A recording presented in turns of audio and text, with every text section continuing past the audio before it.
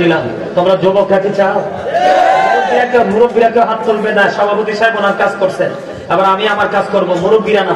যুবকরা হৃদয় থেকে বলবা, কারণ তুমি যদি মুখে হাত তোলো অন্তরে না বলো তাইলে তুমি কিন্তু মুনাফিক।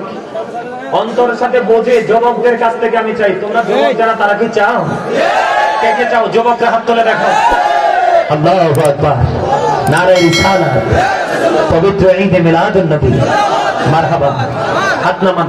এই যে আমার সাথে কিন্তু একটা হাই এক্সপোর্ট করে আসছে, আপনারা দেখছেন নিশ্চয়ই।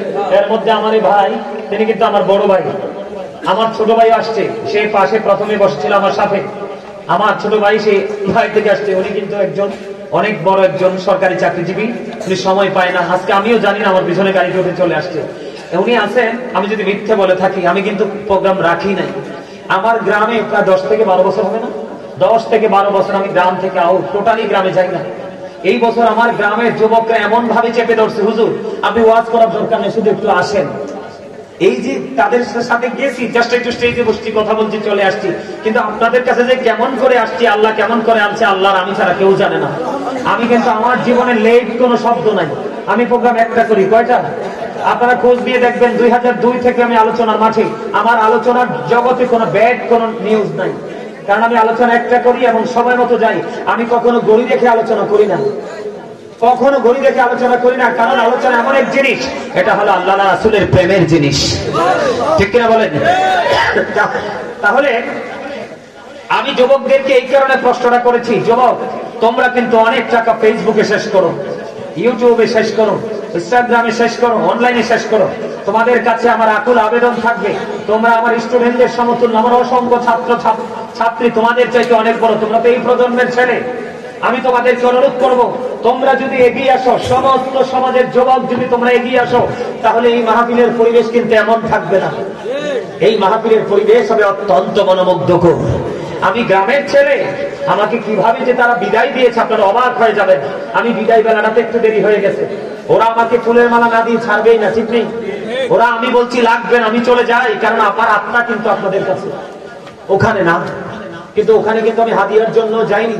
এরা বলছে হুজুর না আসলে চলবে না, আমাদের অধিকার বেশি। তো আসলে গ্রামের মানুষের তো মন রাখতে হয়, এর জন্য একটু দেরি হয়ে গেছে, এটার জন্য আই এম রিয়েলি সরি। আপনারা কষ্ট পেয়ে থাকলে আমাকে ক্ষমা করে দিবেন। সম্মানিত উপস্থিতি, যুবক ভাইদেরকে বলবো, তোমরা আগামী বছর প্রোগ্রামের জন্য যার যা আছে, আমি বলছি না টাকা দাও, তোমরা তোমাদের যার যা আছে তা নিয়ে তোমরা এগিয়ে আসবে। তোমরা কি আমাকে কথা দিতে পারবা? কথা দিতে পারবা?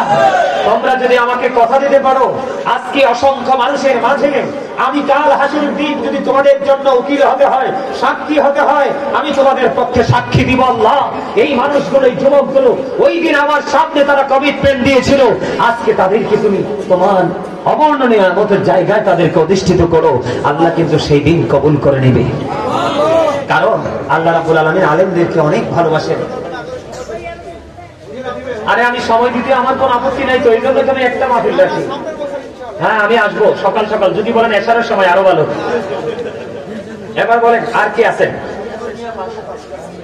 একটা মানুষও ধনী থাকবে না, সবগুলো মানুষ গরিব থাকবে, কারণ তাদের ধনের দিক দিয়ে গরিব ছিল, প্রেমের দিক দিয়ে তারা ধনী ছিল। এই জন্য রাসূল ঢুকতেই তাদেরকে জান্নাতে নিয়ে ঢুকবে। এই যে আমার ভাই আছে এখানে, আমার এখানে অনেক মিডিয়া কর্মীরা আছে।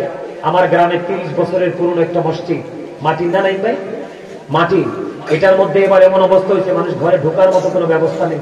প্রায় 40 লক্ষ টাকার উপরে গেছে। আমার গ্রামের মানুষ প্রায় মনে হয় 1 লক্ষ, প্রায় 1.5 লাখ টাকার মতো মনে হয় পুরো গ্রামের মানুষ দিছে।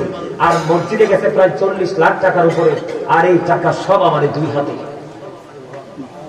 অথচ আমি থাকি শহরে ভাড়া বাসায়। আমার এক ভক্ত আমাকে চট্টগ্রাম থেকে প্রশ্ন করছে, হুজুর আপনি ভাড়া বাসায় থাকেন, নিজে না বাড়ি না বানাই আপনি মসজিদ বানালেন?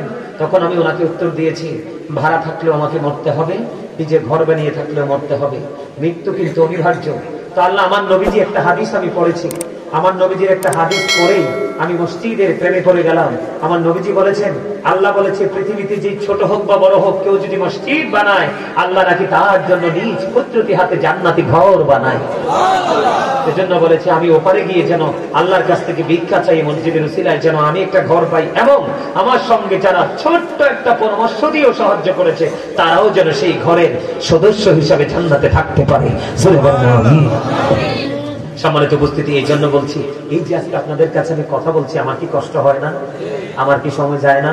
প্রতিদিন এই রাত দিন রাস্তায় থাকতে হয়, তারপরেও আমি কিন্তু এটাকে কষ্ট মনে করি না। কেন জানেন? আমার এই কথাগুলো, এই পরিশ্রম কখনোই বিফলে যাবে।